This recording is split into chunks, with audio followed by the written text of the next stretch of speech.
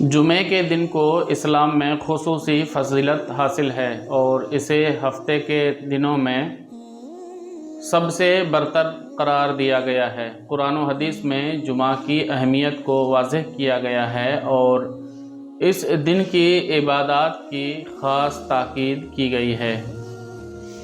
جمعے کے دن کی فضیلت: نمبر 1، ہفتے کا بہترین دن۔ نبی اکرم صلی اللہ تعالیٰ علیہ وسلم نے فرمایا، بے شک جمعہ کا دن دنوں کا سردار ہے اور اللہ کے نزدیک سب سے زیادہ عظمت والا دن ہے۔ نمبر 2، گناہوں کی معافی۔ جمعہ کے دن عبادات، توبہ اور استغفار سے پچھلے گناہوں کی بخشش کی جاتی ہے۔ اگر بندہ اس دن عبادات کا اہتمام کرے اور اللہ سے اپنے گناہوں کی مغفرت چاہے، معافی مانگے۔ نمبر 3، خصوصی گھڑی کی دعا قبولیت۔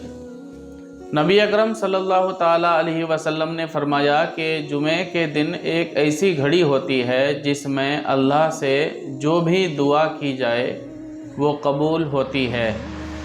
نمبر 4، قیامت اسی دن ہوگی، یعنی قائم ہوگی۔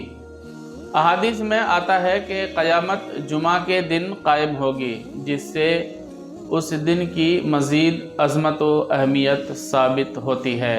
جمعہ کے دن کرنے والے اعمال۔ نمبر 1، غسل کرنا۔ جمعہ کے دن غسل کرنا سنت ہے۔ نبی اکرم صلی اللہ تعالیٰ علیہ وسلم نے فرمایا، جو شخص جمعہ کے دن غسل کرے وہ پاکیزگی کا خاص اہتمام کرتا ہے۔ نمبر 2، صفائی اور خوشبو لگانا۔ جسم اور کپڑوں کی صفائی، اچھے کپڑے پہننا اور خوشبو لگانا مستحب ہے۔ نمبر 3، درود پاک کی کثرت۔ نبی اکرم صلی اللہ تعالیٰ علیہ وسلم نے جمعہ کے دن درود پاک کی کثرت کرنے کی تاکید کی ہے۔ فرمایا، جمعہ کے دن مجھ پر درود پاک کی کثرت کرو۔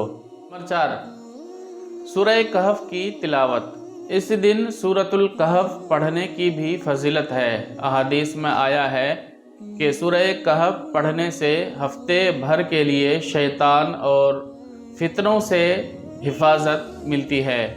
نمبر 5، نماز جمعہ کا اہتمام۔ جمعہ کے دن جمعہ کی نماز کو باجماعت ادا کرنا واجب ہے۔ یہ ایک اہم عبادت ہے اور اسے ترک کرنا بڑی گمراہی ہے۔ نمبر 6، دعا اور ذکر۔ جمعہ کے دن خصوصی دعا اور ذکر اللہ کی رضا کے لیے کرنا چاہیے۔ خصوصاً اس مخصوص گھڑی میں دعا کریں جس میں دعا قبول ہوتی ہے۔ نمبر 7، صدقہ اور خیرات۔ جمعہ کے دن خیرات اور صدقہ کرنے کا بھی بہت اجر ہے۔